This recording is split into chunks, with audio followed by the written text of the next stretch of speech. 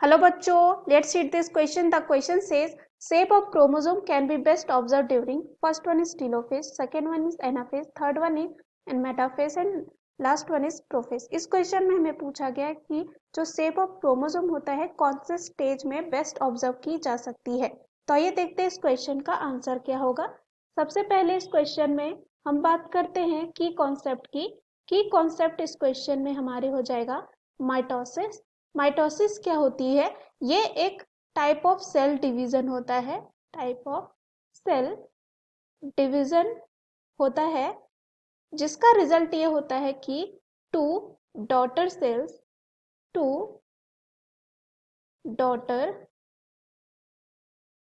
Sales जिसके पास same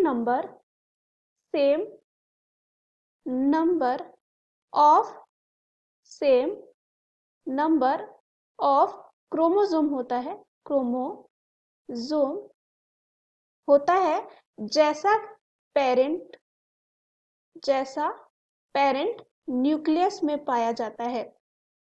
for example अगर यहाँ पे प्लॉइडी 2n है तो डॉटर सेल में भी क्या हो जाएगा 2n यानी कि सेम होगा।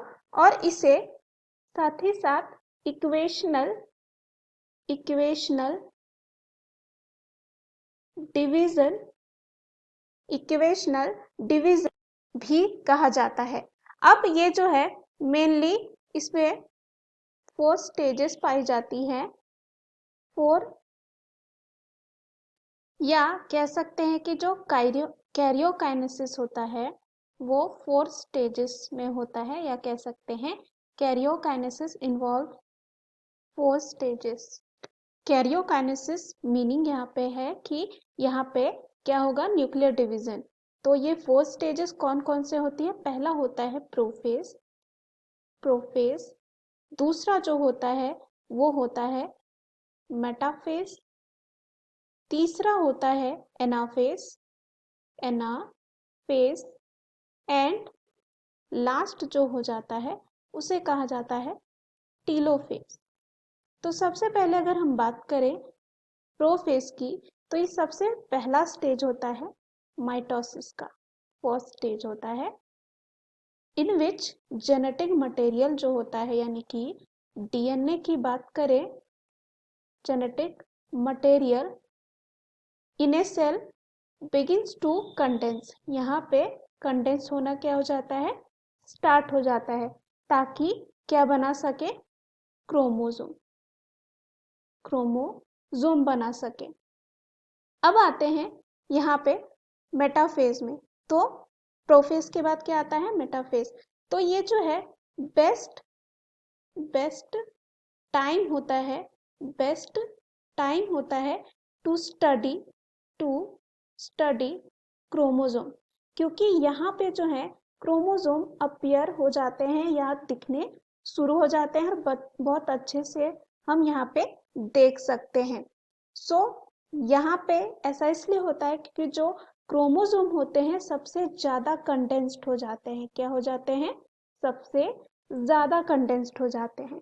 उसके बाद आता है एनाफेज। एनाफेज में क्रोमोसोम जो होती है वो स्प्लिट हो जाती है।